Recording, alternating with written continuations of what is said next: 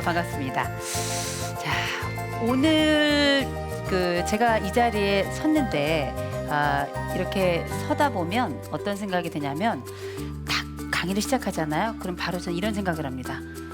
바로 끝났으면 좋겠다. 전 학기가 딱 시작이 되면 다음 주에 종강했으면 좋겠다. 이렇게 생각을 하고요. 때로는 못하겠는 게 있는데 어쩔 수 없이 해야 되는 게 있어요. 그게 또 부모가 아닌가 싶습니다.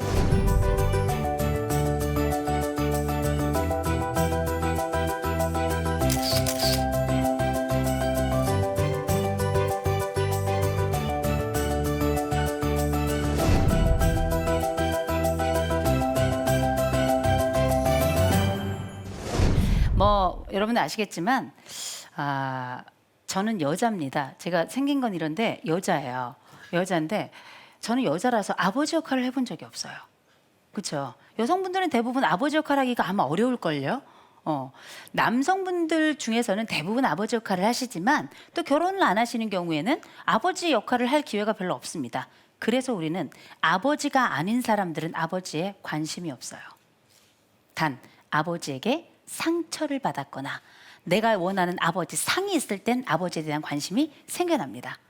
그런데 이제 문제가 있어요. 아버지의 상이라는 게 어떻게 만들어지냔 말이에요. 뭔가 우리는 창조적으로 새로운 아버지 상을 만들긴 어려워요. 뭔가를 보고 그 본 걸 통해서 정보를 수집해서 그 상, 그 이미지를 만들어냅니다. 그 좋은 아버지를 본 적이 있는가? 우리가 알고 있는 시대의 아버지 누군가? 최불암 선생님이에요. 이거 그죠? 그리고 나서 꼭 전원일기에서 보면 꼭 집안에서 담배를 태시는 저희 아버지도 지금은 거듭나서 장로님이 되셨지만 옛날에는 또 집사님 시절 때도 조금 사실은 담배를 조금 하셨어요. 사실은 많이 하셨어요. 그러면 어머니가 방에서 꼭 이렇게 재떨이 가져와라. 그럼 재떨이 또 갖다 드리잖아요. 그러면 이제 갖다 드리면 앉아가지고 전원일기 보시면서 최불암 선생님이 저희 아버지도 이렇게 하셨어요. 늘 그렇게 하셨어요. 그래서 저희 아버지 딱 떠올리면 최불암 선생님 생각이 많이 나요. 그런데 집안에서 담배를 피는 아버지는 모범적인 아버지는 아니었던 것 같아요. 최불암 선생님이 대단히 인자한 아버지 상이긴 했지만 그렇다고 대단히 또 인자한 분은 아니었던 것 같아요.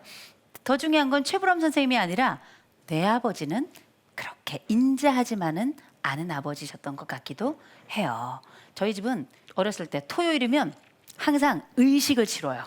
그 의식이 뭐냐? 토요일 날 저녁에 아버지가 또 한 잔을 탁 하세요. 그러면 사남매를 다 나오라 그래.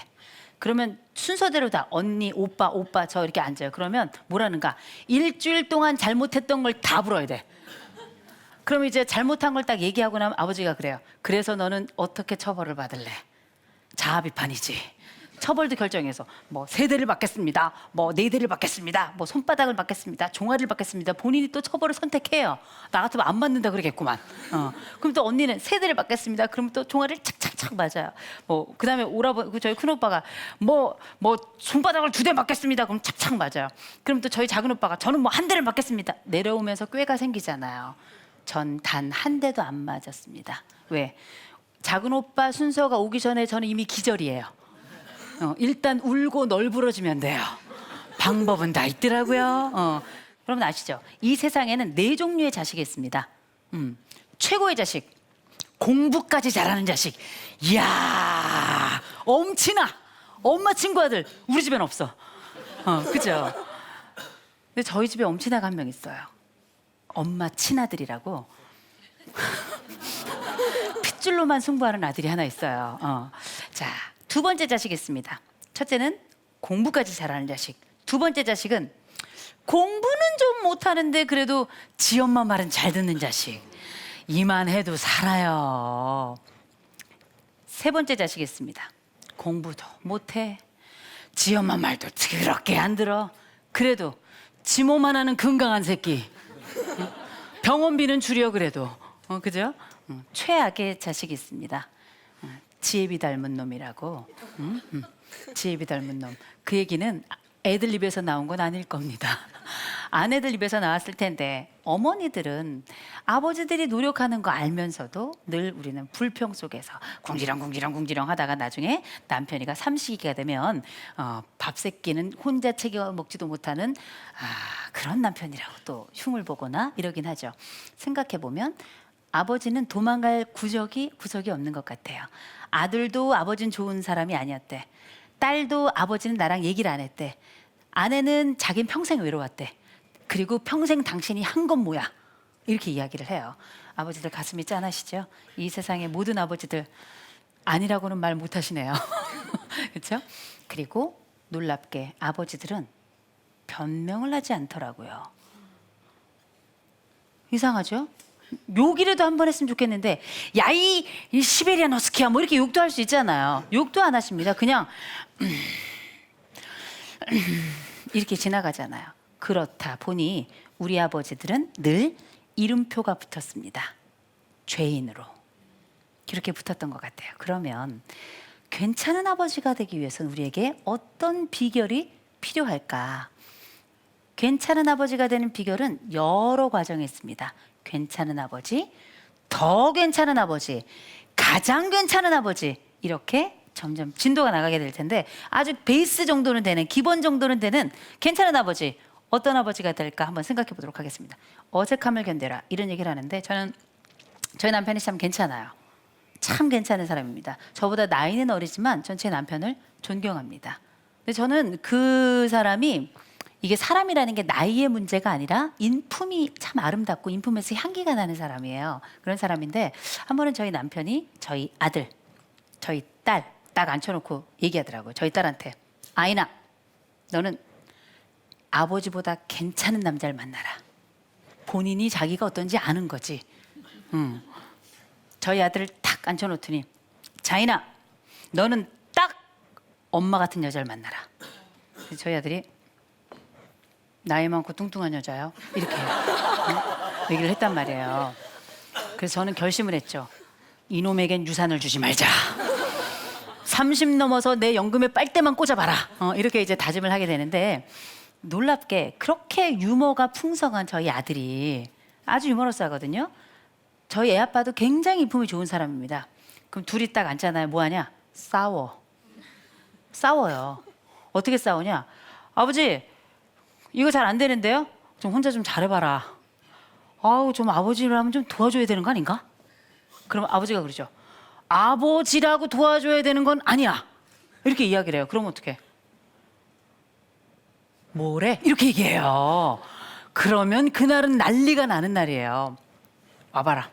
네가 아버지라고 하는 사람에게 너 밥 먹이고 입히고 학교를 보내는 사람에게 네가 그럴 수 있어! 시작이 되는 거예요. 그리고 나서 목사님의 설교가 7시간에 걸쳐서 일어나요.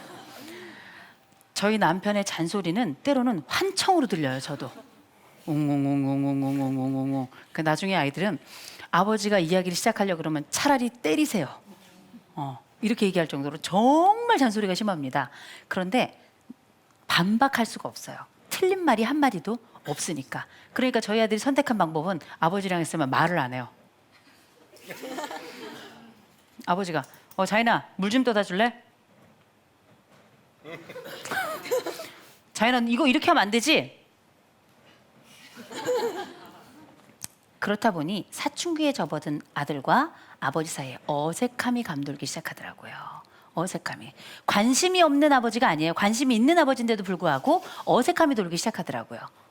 그리고 이 어색함은 어디서 왔나 했더니 저희 남편이 저희 아버지, 시아버님으로부터 배운 거더라고요. 이거 어디서 배운가 봤더니 저희 시아버님은 앞으로 막 걸어가세요. 저희 시아버님은 지금은 90이 다 돼 가시는데 산을 5시간씩 타세요. 저는 5분도 힘들어요. 올라가다 보면 숨이 턱에 차는 데다 심장이 밖으로 숨을 뱉을 때 심장이 이렇게 들어갔다 나왔다 들어갔다 나왔다 하는 것 같아요. 너무 힘들어서.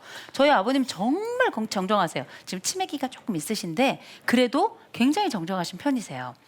지금은 사실 많이 조금 사그라들었지만 얼마 전까지만 아주 정정하셨는데 저희 아버님은 어떻게 걸어가시냐? 와 정말 막 빛의 속도로 걸어가세요. 저희 어머니는 이만큼 떨어져서 가시는 거예요. 기다리지도 않아. 저 먼저 가가지고 차를 타고 먼저 또 가셔. 종착지에서 기다리셔. 그러셨어요. 저희 시어머니 불평 한마디 안 하셨어요.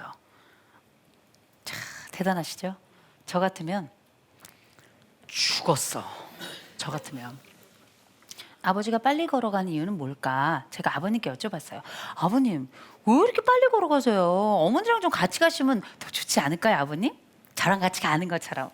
제가 생긴 건 이래도 애교가 만점이에요. 응? 아버님, 저랑 같이 이렇게 가시는 것처럼 어머니하고도 가시면 안 될까요? 그랬더니 같이 걸어가면 할 말이 없다. 같이 걸어가면 할 말이 없으시대요. 어색하면 바로 거기서부터 왔더라고요. 거기다 여러분들 아시다시피 사실 제가 밥을 못 먹어서 지금 조금 많이 아찔아찔하고 어질어질하거든요. 얼굴이 백지장이죠. 그런데 쫙 붙었잖아요. 그죠?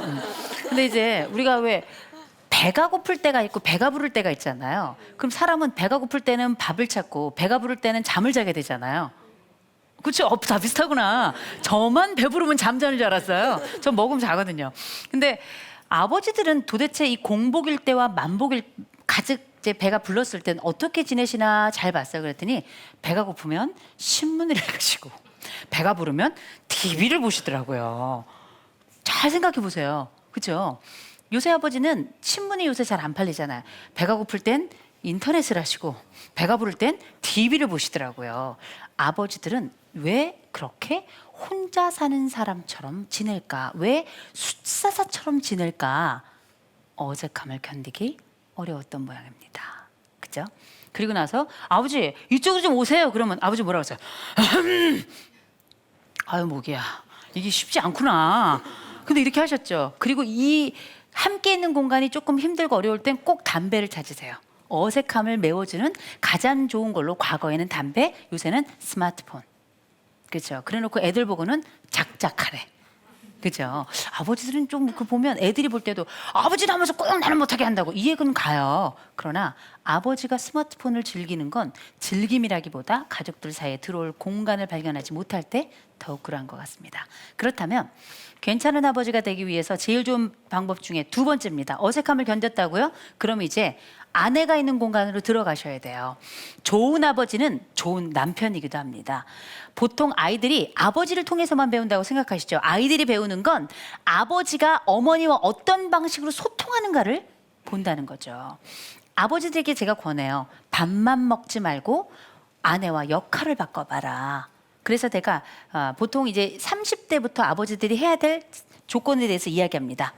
233 원칙이에요. 233 원칙. 밥 2가지, 국 3가지, 반찬 3가지는 만들 줄 알아야 아내 사랑받고 혼자 살더라도 문제없이 백수를 누린다. 이런 말씀 드리는데 마찬가지입니다. 아내를 향해서 달려가야 된다는 거죠. 그리고 괜찮은 아버지의 첫 번째 조건이 어색함을 견디는 거였다면 그 어색함의 공간에 뭔가를 넣는 아버지가 훌륭해요. 그 넣는 게 바로 뭐냐? 미소입니다. 아버지들은 다 표정이 똑같아요. 그냥 이래요. 그냥 이래요. 아버지들은 그냥 그렇습니다. 그냥 뭐 하냐? 계속 이렇게 하고 계세요. 웃는 거. 슬픈 거. 이 정도예요. 아버지들께 권합니다. 우리는 괜찮은 아버지가 되기 위해선 아이들의 얼굴에 미소가 피게 해야 되는데 괜찮은 남편이 되기 위해선 아내 얼굴에 미소가 피게 해야 되는데 우리는 웃기는 재주가 없어요. 웃기는 재주가 없잖아요. 그럼 어떻게 해야 되는가? 웃기는 방법을 다른 방법에서 찾으면 됩니다. 이탈리아의 리촐라티라는 교수가 실험을 했어요. 앞에 웃는 사진이 싹 지나가게 하죠. 그러면 나는 가만히 있지만 내 얼굴은 웃을 때 사용하는 근육이 움직입니다. 찡그리는 사진이 싹 지나가고 그걸 보게 되면 나는 가만히 있어도 찡그릴 때 사용하는 근육이 움직이게 돼요. 그럼 무슨 얘기냐? 여러분들 아버지들이 입끝을 올려서 미소를 지으면 그 장면을 보는 아이들과 그 장면을 보는 아내가 자기도 모르게 웃게 된다는 거죠. 이건 마음에 빗장을 내리게 하고 나도 모르게 내 가족 안에 스미게 하고 그 가족이 내 쪽으로 달려오게 하는 최상의 방법입니다. 어색함의 빈 공간을 그냥 멀뚱멀뚱 잊지 마시고 미소로 채워 넣으셔야 됩니다. 미소 지으면서 부엌으로 가셔가지고 어떻게 덜그럭 하시는 거죠. 아이들은 감동합니다. 아내는 놀라게 돼요. 설마 그이가? 설마 내 아버지가? 그리고 아내도 남편 있는 부엌으로 가서 미소 짓고 아이들도 부엌으로 가서 미소 지으며 그 씻어놓은 설거지 그릇을 보고 아버지 손을 잡게 되는 겁니다. 괜찮은 방법은 어색함을 견디는 거에만 있는 것이 아니라 그 어색함의 공간을 미소로 채워놓고 가족적으로 움직이는 데서 두 번째 비결이 있는 거죠. 그리고 이제 세 번째 비결로 들어갑니다. 만져야 돼요. 아버지들은 놀라울 정도로 아이들을 잘 만지지 않습니다. 딸들은 조금 더 크잖아요. 아버지가 만지면 뭐라 그래요? 변태. 변태래요. 저희 딸이 저희 아버지한테, 저희 아버지가 저희 남편한테 그래요. 아빠 변태 이렇게 얘기하더라고요. 뭐 했나 싶었더니 어깨에 이렇게 툭툭 두드리면서 등을 좀 쓸어내렸대요. 성추행했다고. 성추행했다. 왜냐? 그때가 마침 성폭력 예방 주간이었어요. 성폭력에 관련된 이야기들을 초등학생이 이제 막 들은 거예요. 아버지가 온몸을 심하게 만져도 성추행이라 그런 거예요. 변태라고, 성추행을 했다고 저한테 와서 상담을 하더라고요. 신고를 해야 할지. 고민을 떨어놓더라고요. 그렇게 온몸을 애무하듯이 하는 건 아내에게 하시고요. 가족을 좀 만졌으면 좋겠습니다. 옆에 앉아 있으면 리모컨을 붙잡지 마시고 리모컨 내려놓고 어깨 한번 툭툭 쳐주세요. 별일 없어? 옆에 앉아 있으면 괜히 심심하잖아요. 손 잡고 이렇게 좀 한번 문질러 주세요. 아우, 너 손 많이 컸다. 머리도 한번 만져주세요. 좀 감아라. 만져야 감아야 되는지도 알아요. 만져야. 이런 얘기가 있습니다. 자식은 부모 주름을 보며 커가고 부모는 애들 머리 냄새를 맡으면 늙어간대요. 이거는 부모가 뭘 해야 될지를 보여주는 겁니다. 만져야 돼요. 만지면서 애들한테 뭐라 그래요? 숙제했냐? 물어보시잖아요. 숙제했냐? 야, 너 학교 준비물 없어? 물어보잖아요. 그런 것 좀 물어보지 마. 애들이 필요하면 지들이 다 해요. 몇 번 학교 가가지고 욕도 먹으면 다 알아서 엄마 이거 필요해요, 아버지 저거 필요해요 얘기하거든요. 그게 아니라 여러분들의 이야기를 시작하세요. 야, 아버지가 오늘 회사에 갔는데 야, 나 김 부장 때문에 미치겠다 야. 그러면 초등학교 3학년 애가 그러죠. 왜요? 얘기하세요. 아이들을 출구로 쓰세요. 내 인생의 출구로. 화를 내자는 게 아니라 내 인생의 상담자로 만나자는 겁니다. 이야기를 꺼내세요. 야, 나 사실 이런 일인데 네 생각은 어떠냐? 답은 뻔해. 몰라요. 몰라요. 그러나 어떻게? 아이들은 압니다. 아버지가 내게 말을 걸고 아버지의 스토리가 시작되었다는 것을. 그죠? 그리고 애들한테, 아버지한테 가서 얘기하라 그래요. 여보, 가서 애하고 이런저런 얘기 좀 해. 그러면 얘기로 시작해서 싸움으로 끝나고 나중에 문초를 해. 줄이를 틀어 아주 그냥. 응? 네가 이 아버지한테 할 짓이냐 이렇게 줄이를 틀어요. 왜 그러니 도대체. 싸우려고 들어간 것 같아요. 아버지들 목적을 잊어버리면 안 돼요. 아이가 엇날 수도 있어요. 그러나 우리가 아이들하고 이야기할 땐 아이들을 훈계하는 게 아니라 listen, 들으려고 가는 거거든요. and speak, 말하려고 가는 거거든요. and talk, 이야기를 나누려고 하는 거거든요. 목적을 잊어버리시면 안 돼요. 가서 만지면서 아빠 오늘 아빠가 말이야 이랬는데 넌 어떻게 생각하니? 몰라요? 모르는구나. 다음에 내가 아는 질문 좀 할게. 한번 생각해봐줘. 나도 해법을 모르겠거든. 물어보셨으면 좋겠습니다. 특별히 아이들의 손, 아이들의 머리 잘 만지면서 하셨으면 좋겠어요. 그리고 머리 감아라, 때밀어라 이 얘기는 하지 마시고 본인 머리나 감아. 아버지들은 왜 집에 오면 발을 안 씻는 거야. 그죠? 그리고 여러분들의 어린 시절의 이야기를 시작해 주셨으면 좋겠습니다. 여러분들의 일상의 이야기를 털어놓으셨으면 좋겠습니다. 아이들은 여러분들의 어린 시절을 통해서 아버지를 상상하고 받아들이고 아버지의 일상을 통해서 아버들의 고통도 함께 만나요. 기쁨과 추억과 고통이 함께 있는 그 공간, 그게 가족 아닌가요? 그죠? 그리고 드디어 최고의 방법이 되는 비결입니다. 요거는 당구장 표시 땡땡땡. 먼저 아버지 고백하셔야 됩니다. 안아달라고. 여러분이 팔을 벌리셔야 됩니다. 아버지들이 아버지 좀 안아주라. 아버지 좀 힘든데 아버지 좀 만져줘. 아버지 좀 안아줘. 이렇게 이야기를 하셔야 아이들이 여러분들의 삶 속으로 들어오고 아이들이 여러분들의 얼굴만 보는 게 아니라 그늘까지 볼 수 있는 친구가 될 겁니다.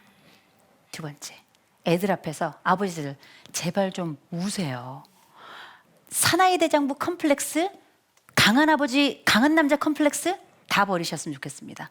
아버지가 내가 인간이라는 걸 보여주셔야 돼요. 아버지들 보고 울으라 그러면 어떻게 울어요? 코를 푸는 거야, 우는 거야, 알 수가 없어요. 눈물 흘리셔도 됩니다. 내 아버지가 나에겐 보이지 않았던 그 눈물, 내가 아이들에게 보여줘야 아이들이 여러분을 사람으로 만나요. 내 아버지도 우는구나. 내 아버지도 기댈 곳이 필요하구나. 내 아버지도 사람이구나. 돌봄이 필요하구나. 여러분들이 약한 걸 보여야 아이들이 여러분들의 삶 속으로 들어오고 여러분들도 여러분들의 삶을 아이들에게 내어줄 수 있어요. 강한 아버지는 강하기만 할 뿐이지 아이들의 삶 속으로 침투하지 못합니다. 그리고 이렇게 말씀해 주세요. I'm with you. 내가 너와 함께 하겠다. 이게 우리가 이제 임마누엘이다 이렇게 생각하시면 좋을 것 같은데, 제가 장례식을 갔어요. 외국인 장례식이야. 외국인이 사망을 했어. 하객이 다 외국인이야. 저도 이제 뭐 영어 강의도 하고 그러니까 영어를 하는 건 문제가 없는데 한 번도 장례식장에서 얼마나 슬프십니까? 얼마나 힘드십니까? 이 말을 어떻게 해야 될 줄 영어로 배운 적이 없어요. 그래가지고 이렇게 쭈뼛쭈뼛 하고 있는데 한 권사님이 저한테 오시더니 말씀해 주시더라고요. 내가 하는 거 잘 봐요. 오시더니 그 상주를 이렇게 끌어안고 이렇게 하더라고요. I'm with you. 내가 당신과 함께 있겠습니다. 이 어려움의 순간에, 이 아픔의 자리에 내가 당신과 함께 있겠습니다. 이 의미로 I'm with you 하더라고요. 이제 여러분 차례입니다. 여러분 아이들에게 다가가셔서 아버지를 존경하라고 말하지 마세요. 여러분 아이들에게 다가가셔서 니네 아버지 이렇게 잘났다 이렇게 말씀하지 마세요. 니네 내 덕에 크고 있다 이렇게 말씀하지 마세요. 오히려 자인아, 어려운 순간에 꼭 아버지한테 이야기해. 난 항상 너하고 같이 있을 거야. 하나님이 너와 함께 하듯이 나도 그렇게 눈에 보이는 하나님으로 너와 함께 할 거야. 이렇게 이야기해 주셨으면 좋겠습니다. 그리고 아이들의 반응을 보세요. 아이들은 가슴이 터집니다. 아이들은 가슴이 저린 게 뭔지를 알게 돼요. 그 감동은 어머니가 안을 때보다 더 강력한 쓰나미가 되어 아이들 평생에 잊지 못할 든든한 막으로, 든든한 사랑의 빛깔로, 그리고 더 뜨거운 사랑의 온도로 기억이 될 겁니다. 강의 여기까지 하겠습니다. 감사합니다.